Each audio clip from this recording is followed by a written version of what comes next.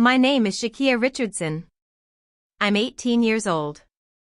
And this is the story of how I was abandoned like garbage, then watched the people who did it beg for crumbs at my grandmother's funeral. It was the kind of Georgia summer that stuck to your skin. The heat made the air shimmer, the cicadas screamed from the trees, and even the clouds looked tired. I was 8 years old, sitting in the back seat of my parents' silver gray SUV with a faded teddy bear in my lap and a knot in my stomach I didn't have words for. My mom drove in silence. My dad hadn't said a word since we left the house. No music. No explanation. I didn't know exactly where we were going, but the road was familiar. I recognized the trees. The fences. The sharp curve right before the gravel driveway that led to Grandma June's house. For a moment, I felt relief. I loved her. She was soft sweaters and apple pie. Sunday puzzles and warm baths. I thought maybe it was just a visit. But then the car stopped in her driveway, and the engine didn't turn off. My mom turned in her seat, her eyes glassy. "You'll stay with Grandma for a little while, okay?" Her voice trembled even as she forced calm. "We just need to sort some things out." "Sort what out?" My dad stared straight ahead, hands white-knuckled on the steering wheel. No hug. No kiss. Not even a smile. I opened the door, still confused, and stepped out. I didn't even notice the bear fall from my lap and hit the driveway. That's when Grandma June appeared at the front door. She looked older than usual. Her eyes were red, but she was smiling like she didn't want me to see it hurt. She opened her arms, and I ran to her. But before I could turn back to wave or ask when they'd return, the car was already reversing. I screamed, "Wait! Mom!" My legs moved before I could think. I chased after the car, my bare feet pounding the gravel, heart thundering. But they never looked back. No window rolled down. No face turned to say goodbye. Just dust in the road. And me, standing there like a lost sock in the wind. That night, Grandma June made my favorite mac and cheese. She served it with a glass of milk and folded the napkin into a neat triangle. I stared at the plate until the cheese congealed. I couldn't eat. I couldn't speak. She didn't force me. She just pulled a chair beside my bed and brushed my curls from my forehead, singing the lullaby she used to hum when I was 3. I cried into my pillow long after she turned off the lights. Quiet sobs. Not because I was scared. Not because I was hungry. But because the question inside me was louder than anything else: why wasn't I enough? I sat by the window for days after that. Every car that passed made me sit up.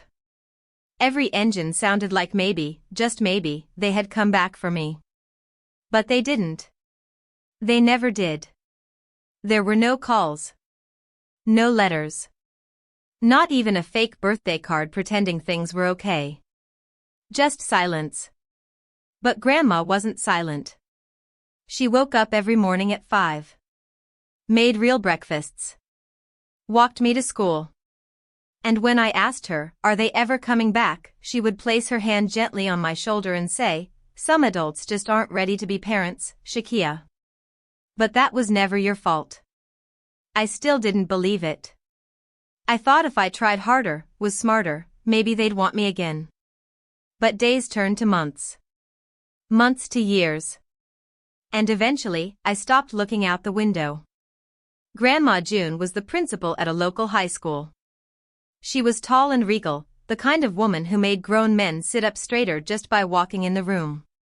But at home, she wore slippers and cardigans, and she always made time for me. Every math problem I couldn't solve, she helped with. Every science question I asked, she turned into a game. She didn't treat me like a problem. She treated me like a person. And slowly, I became one. We lived in a modest 2-bedroom house with bookshelves in every corner and a creaky wooden floor that always let her know when I was sneaking snacks. She never raised her voice. She never used my pain against me. When I failed, she didn't punish me. She helped me figure out why and then quietly helped me do better. She showed me how to grow things, food, flowers, faith in myself. I didn't realize then just how rare that kind of love was. But now, looking back, I know it was everything. The first time I truly understood her strength was in 4th grade when I came home with a failing grade on a project I'd worked hard on. I was devastated. I was sure she'd be disappointed. Instead, she placed the paper on the table, circled the teacher's notes, and said, "Let's go back and redo it. If you're going to fail, fail forward." That night, she stayed up with me until 1 a.m. And when I turned in the revised project, not only did I get an A, but the teacher pinned it to the wall. That moment, that tiny win, was the beginning of something new inside me. Not a fantasy that my parents would return, but a quiet belief that I could be enough on my own. The real turning point came at 13. I entered the state science fair with a project way over my head, the effects of light pollution on human sleep cycles. I didn't even know what circadian rhythms were before I chose it. But Grandma helped me research, build my model, and practice my speech. I was terrified. On the day of the presentation, my hands shook so hard, I dropped my note cards. I thought I was going to faint. But then I looked into the crowd, and there she was. 3rd row. Calm, smiling, hands folded. She mouthed, "You got this." And I did. I won 1st place. That night, she threw a backyard dinner. No balloons. No fuss. Just lasagna, lemonade, and the 10 people in the world who mattered most. That was Grandma June. Quiet celebrations. Loud support. Eternal loyalty. "You're not just smart, Shakia," she told me. "You're unbreakable. And you'll never have to beg anyone to come back again." And I believed her. But nothing lasts forever. 3 months after I turned 18, on a Tuesday afternoon, I got a call that cracked my world open again. It was the hospital. My breath caught before they even said the words. "Your grandmother, June Richardson," her heart stopped on the way here. By the time I arrived, they had already covered her with a sheet. I stood there, frozen. I wasn't 8 anymore. But somehow, I felt just as small. The funeral was held that Saturday. Everyone came. Former students. Old teachers. People she'd quietly helped over the years without me ever knowing. The pews were full of lives she'd touched. I sat in the front row, my fingers tied around the key pendant she gave me on my birthday. I hadn't taken it off since. And that's when it happened. The church doors opened. And in walked the last 2 people I ever expected, or wanted, to see. My parents. I didn't move. I just stared, frozen in place as my parents, Robert and Diana, walked down the center aisle like they belonged. 10 years had passed, yet they strolled into Grandma June's funeral dressed like polished executives, not the people who left a child on a porch without a hug or a backward glance. My mother had dyed her hair, now a sleek honey blonde, and wore a tailored beige coat that screamed designer. My father, taller than I remembered, wore a charcoal gray suit that probably cost more than everything in our home growing up. They stopped in front of me. My mother's eyes softened, too quickly. Too artificially. "My love," she whispered, reaching for my hand. "We've come to take you home." Home? I pulled my hand back before her fingers touched me. My father's voice cut in, low and sharp. "You're only 18. That makes us your legal guardians in some capacities. We should discuss your options, your future." I stood, heart pounding but spine straight. "No." They both blinked. My voice didn't waver. "I'm not going anywhere with you." My mother's smile faltered, and she glanced around the church nervously. "Shakia, don't make a scene. You don't understand, there's a lot at stake here. June's estate." That's when another voice entered the conversation. "She's not going anywhere," said a calm, clipped voice behind me. We all turned. A man in a dark blue suit stepped forward, leather briefcase in one hand, the other extended politely but firmly toward them. He looked like a lawyer, and he was. "I'm Daniel Shore," he said, attorney for the late June Richardson. "I believe we should move this conversation elsewhere, away from the congregation." The next moments blurred.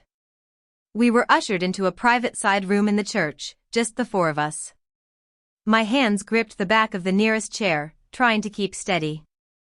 My parents sat opposite me at a small round table, eyes flicking back and forth between Daniel and me.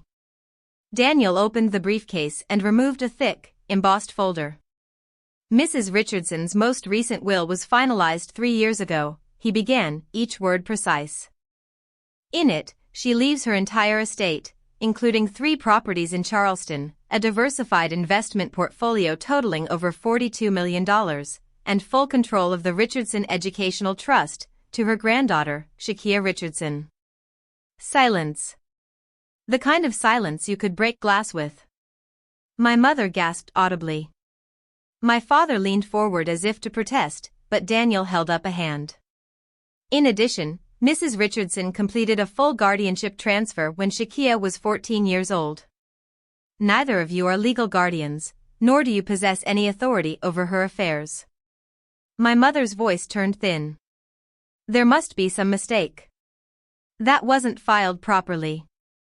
No one told us." Daniel flipped another document forward. "You were notified through certified mail. Multiple times. Each receipt was signed, by both of you." I watched their faces shift from disbelief to desperation. Their posture wilted. Their eyes darted to one another in silent panic. My heart should have felt vindicated. But mostly, I felt hollow. All this time, I'd wondered what I did wrong. Wondered if maybe they were struggling. Sick. Running from something bigger than me. But the truth was sitting right across from me, shrouded in luxury and selfishness. They didn't leave me because they were lost. They left me because I was inconvenient. "Shakia," my mother said gently, leaning forward, her voice syrupy now. "We're still your parents. The past is the past. But there's a future ahead of us, together. Think of what we could do with that kind of inheritance. Think smart. Think big." I laughed. Not loudly. Not cruelly. Just the hollow, stunned sound of someone who finally sees the game for what it is. "If Grandma hadn't left me a cent," I said, "you wouldn't be here." That shut her up. She sat back, her expression crumbling into something bitter. Daniel began packing up the documents, but I stopped him with a glance. I wasn't done. I turned to my father. "Do you remember that day? When you left me in the driveway like luggage? Did you even feel anything?" His jaw tightened. "We did what we thought was best." "For who?" I snapped.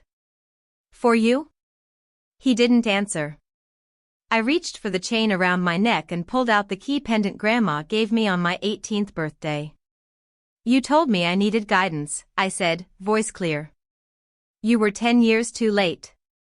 Grandma gave me everything you never could. Not just money. Purpose. Direction. Love." I looked to Daniel. "Do they have any legal rights? Any claim at all?" He shook his head. "None. Every document is sealed, signed, and certified. You're the sole beneficiary." My mother stood, voice trembling with fury. "You'll regret this, Shakia. You're a child. You don't know what you're doing. You're going to run that empire into the ground." I stared at her, expression unreadable. "You mean the empire she built? The one you tried to steal?" Her mouth opened, then shut.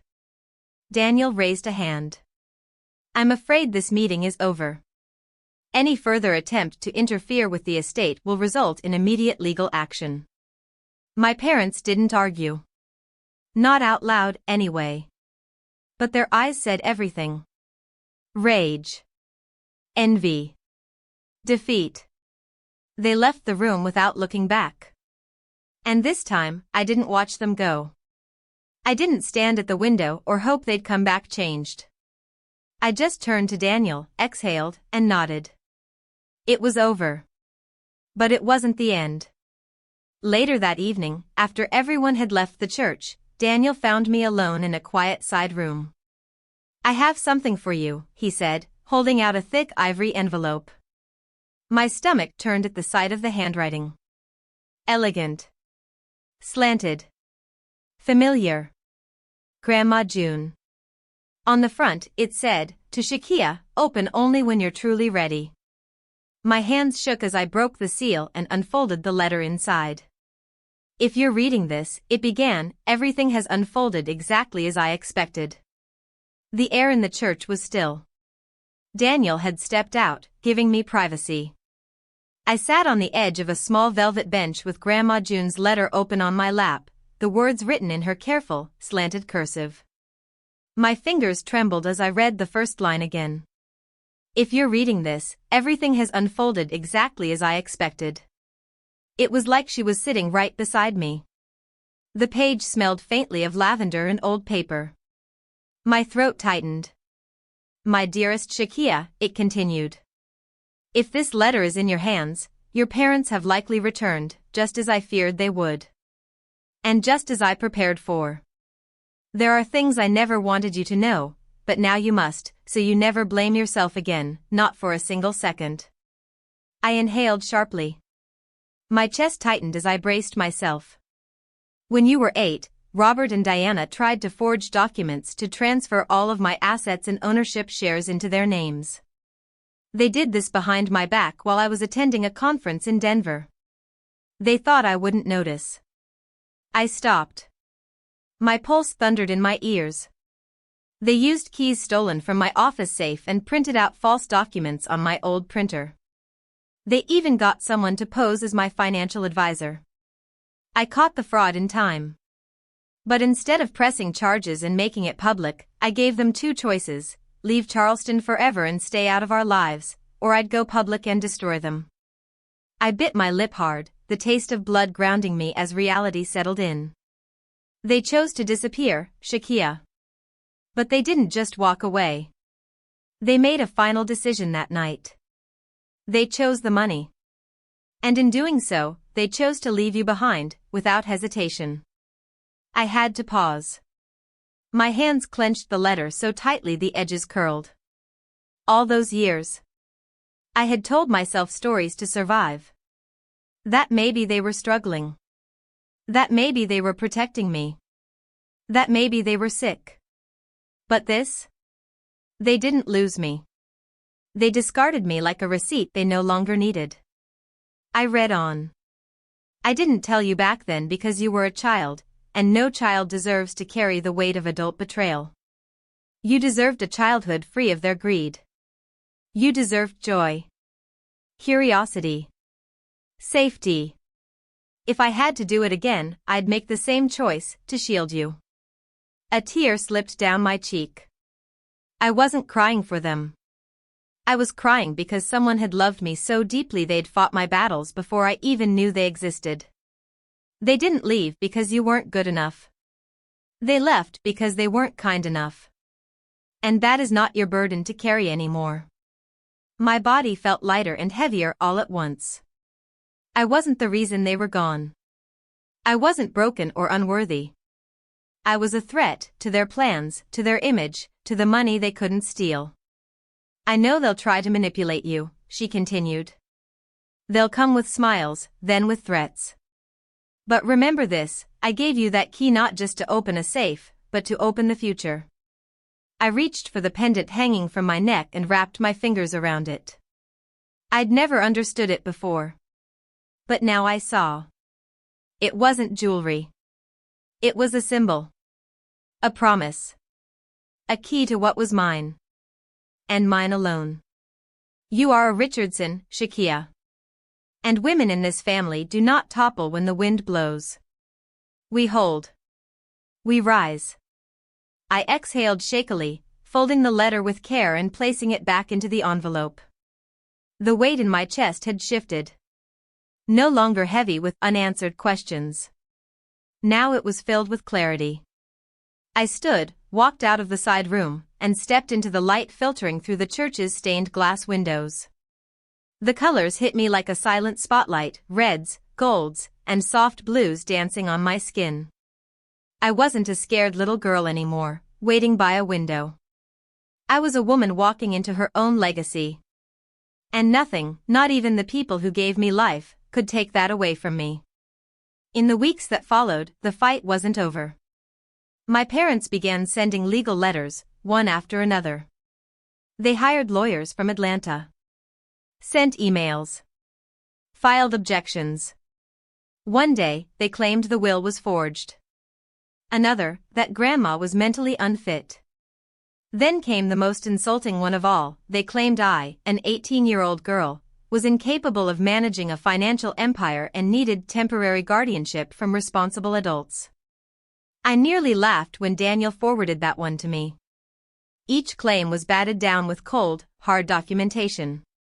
Court orders, notarized filings, and years of records all upheld Grandma June's wishes. They lost. Over and over again. But they wouldn't stop. 3 months after the funeral, on a Monday morning, I received a call from our receptionist at the Richardson Foundation. "Shakia," she said, voice tight, "they're here. And they're refusing to leave." I stood in my office, staring at the city skyline. The sun was already high, casting sharp shadows on the streets below. "Tell security to send them to conference room 4, I said quietly. "I'll meet them there." I descended the marble staircase of the Foundation's headquarters, heels echoing through the lobby. The building Grandma built from a single scholarship fund into a nationwide force for educational justice. And now I ran it. When I entered the conference room, they were already seated. Robert and Diana. My parents. Their expressions were tight. Their eyes darted to my tailored blazer, the Foundation logo on the wall behind me, the security guard standing silently at the door. "We need to talk," my mother said. "Then talk," I replied, taking my seat at the head of the table. They tried everything. Sympathy. Threats. Fake smiles. Real desperation. "We're still your parents," my mother said softly. "There's no need for all this hostility." I looked at her flatly. "If you came here for warmth, you walked into the wrong fire." She blinked. "That estate belongs to the family." I leaned forward. "And I am the family." My father's temper snapped. "You think you're ready for this? You're just a kid with no idea how money works." I met his glare with a steady calm. "You'd be surprised what a child learns after being left behind." I reached into my folder and pulled out a second letter, the typed legal summary Daniel had prepared after confirming everything with the court. I slid it across the table. "You signed away your guardianship 10 years ago. You received notices. You ignored them. You don't own anything. You don't even belong here." Their faces cracked. And I stood. "I have a foundation to run. A legacy to protect. If you return again, you'll be escorted out by force. If you file anything else, we'll go to court, and I'll make everything public. Including your failed embezzlement attempt from 2012. They went pale. And for the first time, they looked at me not like a child, not like an obstacle, but like a threat. I left them in that room and never looked back. I didn't sleep much that night. Even after walking away from my parents in the conference room, with every legal document on my side and Daniel waiting in the wings, I couldn't shake the feeling that something was still unfinished. It wasn't guilt. It wasn't sadness. It was something deeper. Like a quiet echo in my chest telling me, there was still one more door left to open. That door came the next morning. Daniel called just after sunrise. His voice was calm, but I could tell it meant something. "It's time, Shakia," he said. "There's one last piece of your grandmother's estate she wanted you to see. A video file." I arrived at the Richardson Foundation's top floor a little before 9 a.m. Everything in Grandma June's old office had been preserved. The polished oak desk. The lavender-scented diffuser still plugged into the corner wall. The calendar still marked with her final handwritten note, board meeting, cancel if heart feels heavy. I sat in her old leather chair. Daniel plugged a flash drive into the monitor, then quietly stepped back. "I'll give you privacy," he said, and left the room. The screen flickered. Then her face appeared. June Richardson. Still regal. Still kind. She wore her soft sky-blue cardigan, the one I'd helped her launder a dozen times. Her smile was quiet, knowing. And then, she spoke. "If you're watching this, Shakia, then everything has unfolded just as I expected. And if that's the case, it's time for you to hear the most important part of your inheritance." My heart began to pound. She wasn't speaking like someone leaving a message. She was speaking like a woman revealing a secret. "I didn't just leave you money, sweetheart. I left you a mission." The screen cut to a series of videos, rural schools with peeling walls, kids in worn-out uniforms reading in crowded rooms, mobile health clinics driving down dirt roads, housing units built in forgotten corners of southern towns. "There is a part of the Richardson Foundation the world doesn't know about," she continued. "I created it privately and quietly. It's called the Bright Roots Fund. And its sole purpose is to serve the children who are always forgotten, abandoned, abused, ignored. Kids like you once were." I watched, stunned, as the footage showed children being handed laptops, books, even shoes. All stamped with a tiny sun-shaped logo I had never noticed before. Bright Roots.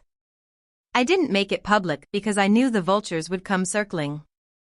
I knew your parents would return when they smelled money, not purpose. And I knew they'd try to corrupt whatever they could reach. Her eyes locked with mine through the screen. Steady. Unflinching. "You were the only one I trusted to protect this. Because you understand, Shakia. You've lived the silence. You've asked the hard questions. And you've survived without bitterness. That's rare." I sat back, breath shallow. So much of my childhood made sense now. Why she always bought extra supplies, even when we didn't need them. Why she spent so many weekends on school business. Why she stayed up late reading reports on struggling districts in counties far beyond Charleston. She wasn't just helping me.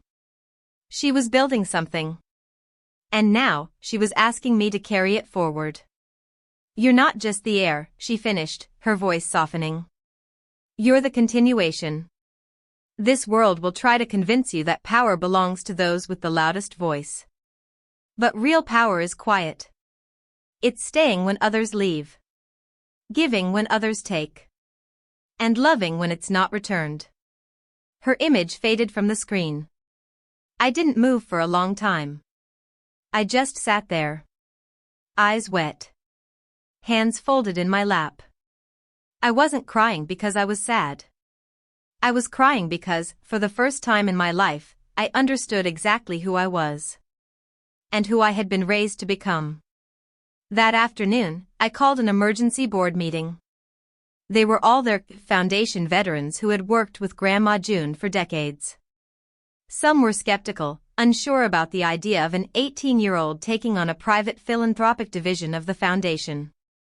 But I walked in wearing her navy blue blazer. I didn't beg. I didn't perform. I laid out a 3-year plan to expand Bright Roots. I explained how we would double the scholarship program for rural girls in STEM. How we'd add mobile education labs for underserved counties. How every abandoned child would have at least one advocate in the system who refused to give up on them.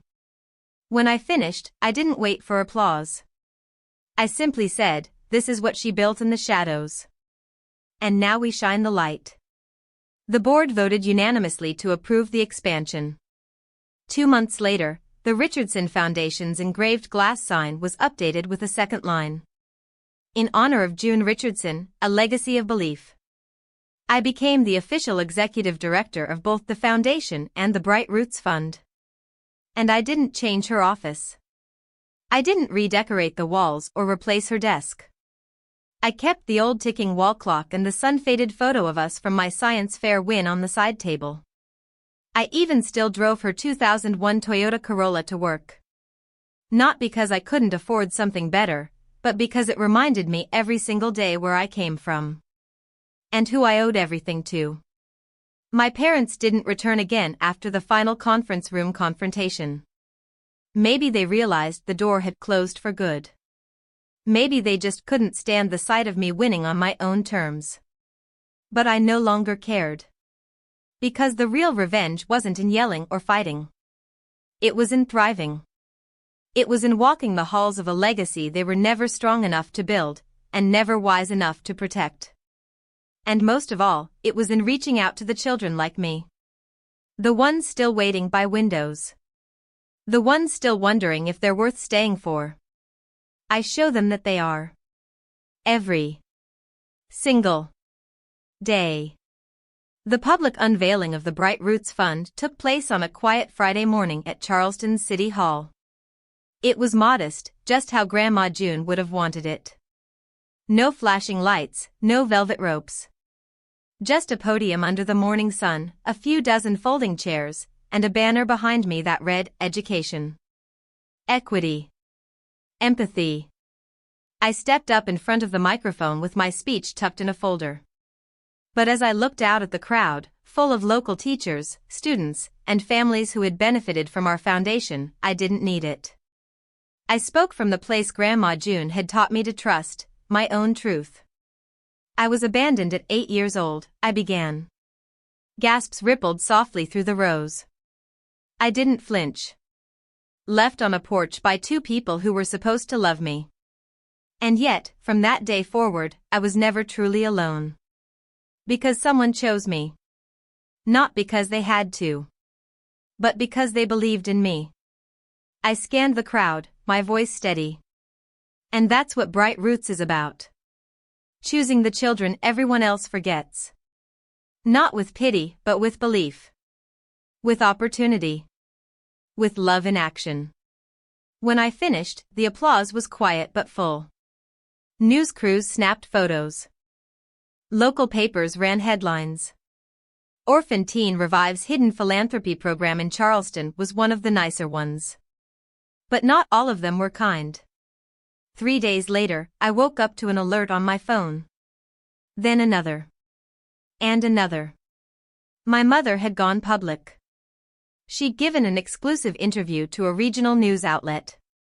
And just like that, my parents were back, this time with microphones, cameras, and crocodile tears. The headline? Grieving parents say inheritance was stolen by teen granddaughter, we just want to help her. I stared at the screen, pulse rising. The interview played like a well-rehearsed opera. Diana sat in a sunlit parlor, her hands trembling as she described the heartbreak of being shut out of our daughter's life. My father spoke with tight lips, claiming that June was mentally unstable near the end, and that I had been emotionally manipulated. It was a trap. A narrative. One last desperate attempt to rewrite the truth by casting themselves as the victims. By noon, the story had been picked up by 3 more outlets. By evening, a morning talk show anchor said the phrase that made my stomach turn. Maybe this girl is too young to manage millions. Maybe the parents have a point. Daniel called me immediately. They're trying to provoke a public response. They want to slip up. A misstep. Don't give it to them. But I wasn't going to stay silent. I wasn't 8 years old anymore, watching the road for headlights that never came. I was 18. I was the executive director of 2 foundations. And I had receipts. The next morning, I called a press conference.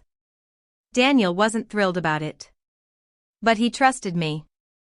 And more importantly, he knew June would have trusted me too. I stood at the same podium where I had launched Bright Roots.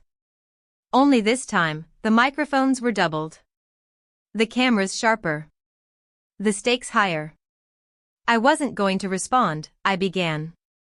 But then I remembered what my grandmother taught me: silence helps the liar. Truth helps the brave. I held up a document.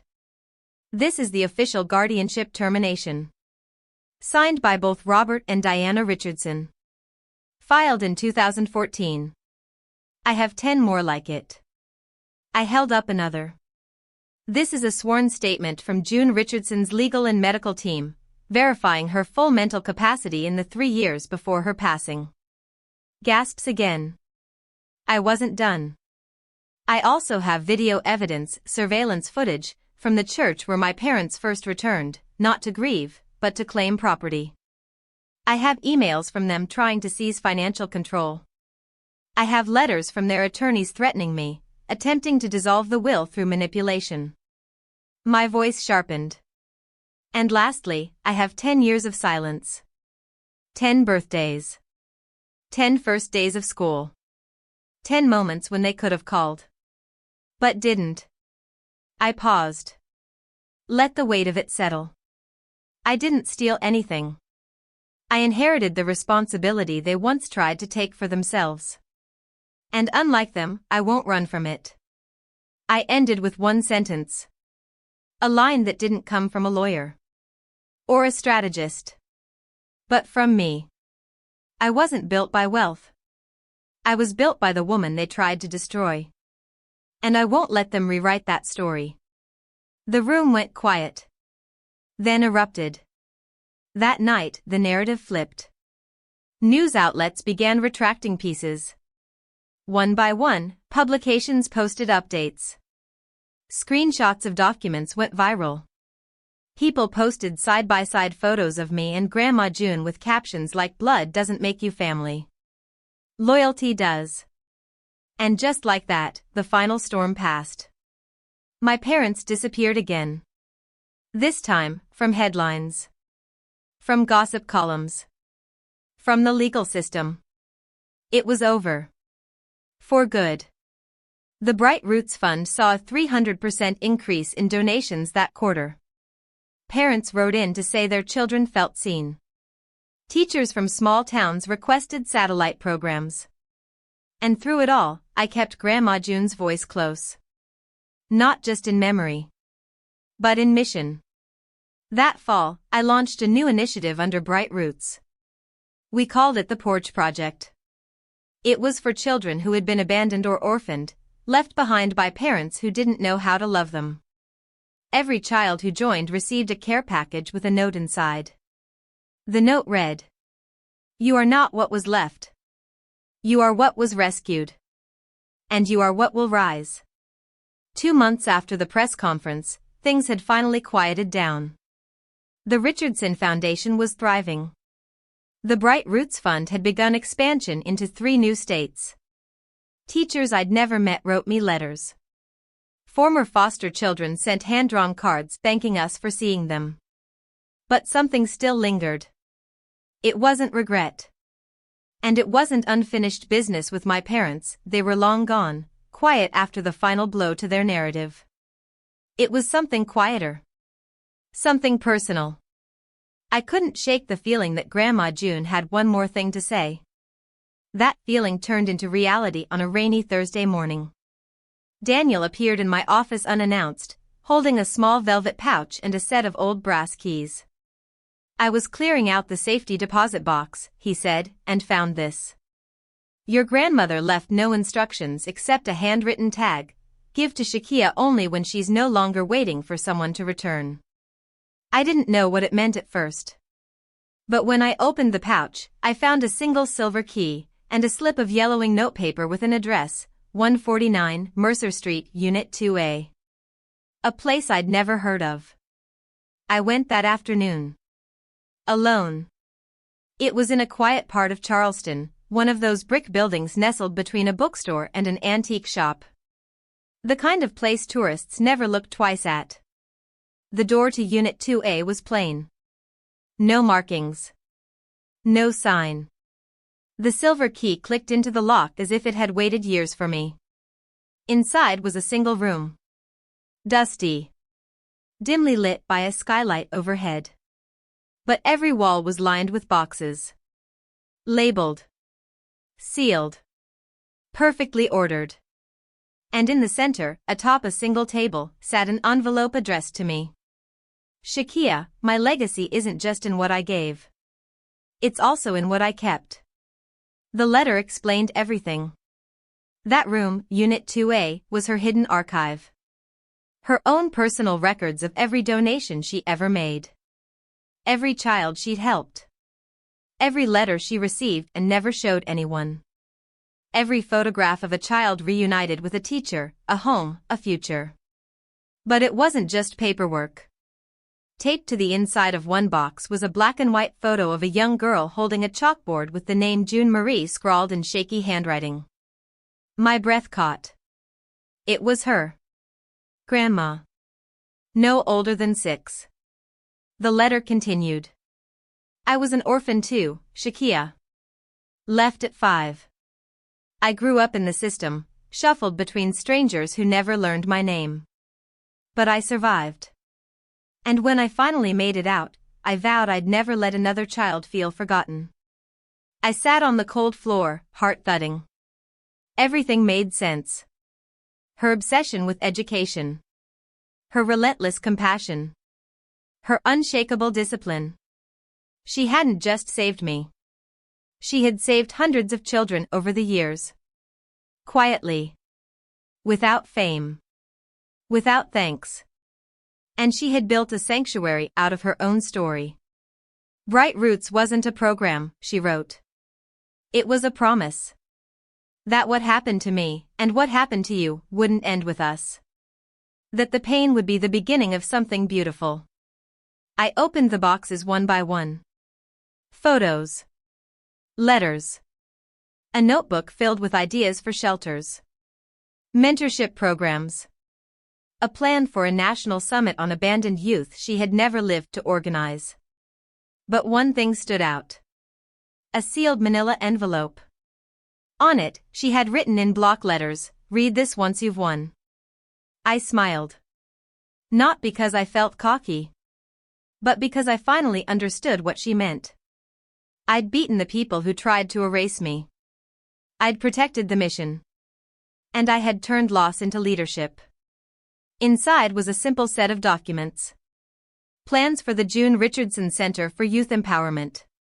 Not just a foundation branch, but a physical campus. Complete with dorms, classrooms, mental health resources, legal support, and scholarship housing. A safe haven for children like me. She had drawn the first draft herself. Blueprints.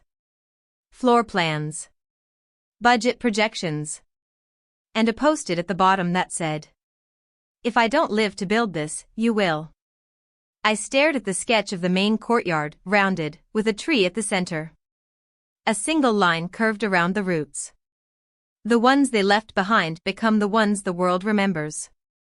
I walked out of that room knowing exactly what I needed to do. The next board meeting was brief. Focused. I proposed the creation of the center using 20% of the annual Richardson dividends, plus federal education grants and private donor matching. They didn't question me. They trusted me now. Because I wasn't just a name on an inheritance. I was the voice of a vision.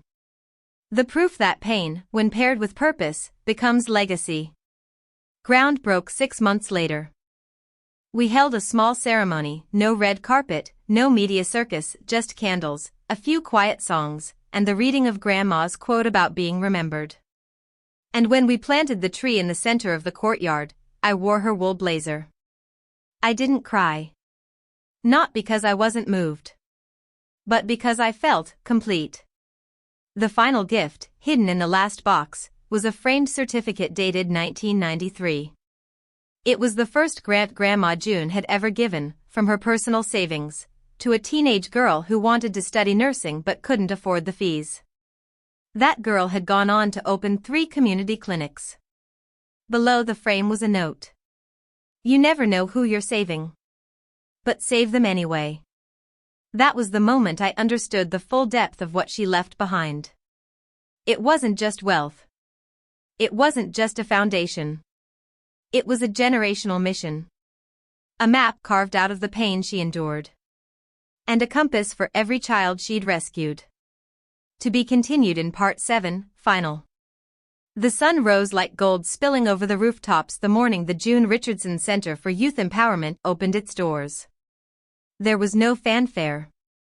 No celebrity ribbon cutting. Just children, laughing, exploring, some timid, some wide-eyed, stepping into a place built from the ashes of abandonment. From pain. From promise. The courtyard tree stood tall already, leaves rustling as if whispering Grandma's words back to the wind. The ones they left behind become the ones the world remembers.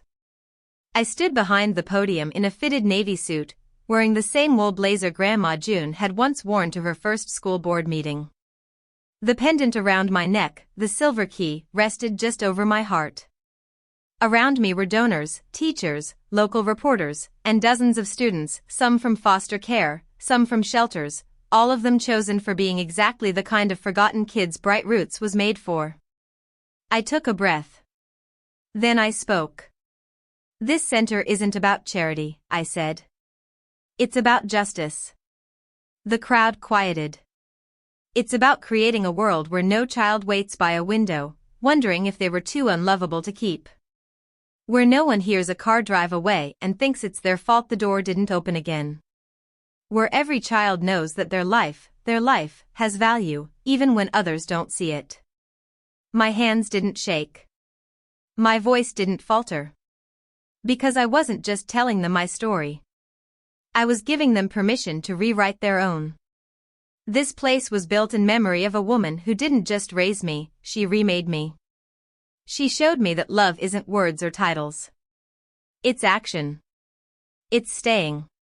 It's seeing someone not for who they've been, but for who they could become. The breeze picked up as I continued. This is the house that love rebuilt. And you, all of you, are the roots she planted. Bright. Deep. Unshakable. When I stepped down from the podium, I didn't feel like an 18-year-old girl who had been abandoned. I felt like a storm that had finally found the ground to strike. Later that day, after the tours and laughter and opening workshops, I found myself in the quiet of the center's library. A small plaque hung near the entrance. It read, "Dedicated to June Richardson. Educator. Builder. Mother by choice." I smiled. She had chosen me. And I had chosen to carry that choice forward. Just before I left for the day, I passed a group of students clustered near the resource desk. One of the younger girls, maybe 10, maybe 11, caught my eye. She held a small journal against her chest and looked up. "Are you the girl from the video?" she asked shyly. I nodded. "Yeah. I guess I am." She stepped closer, then whispered, "My mom left, too." I knelt beside her. "That's not your fault." Her chin quivered. "I thought maybe if I was better." "No," I said firmly, taking her small hands in mine. "You were already enough. You've always been enough." She looked down. Then back at me. And for the first time, smiled. In that moment, I knew. I hadn't just inherited wealth. I'd inherited a calling. That night, as the sun dipped behind the Charleston skyline, I stood in Grandma June's old office at the Foundation headquarters. Her desk remained untouched, the ticking clock still marking time like it never stopped. I lit a single candle in her honor and opened my journal. Today, we opened the door. The one I spent my whole childhood waiting behind. It wasn't the past that knocked. It was the future. My name is Shakia Richardson. I'm 18 years old. I was abandoned by the people who should have fought for me, and chosen by the one who didn't need to. I took pain and turned it into purpose. I turned a betrayal into a mission. And to my parents, if you're watching, this is the legacy you tried to steal. But I didn't just protect it. I made it echo. Shakia's story isn't just about revenge. It's about rising when no one expects you to. It's about what happens when love chooses you, and you choose to pass it on. If you've ever felt abandoned, underestimated, or invisible, remember, sometimes your scars are the very thing that make you strong enough to rebuild the world. What would you do if you had the power to rewrite your story? Let us know in the comments, and don't forget to follow Revenge Echoes for more true inspired stories about justice, survival, and the people who rise from the ashes.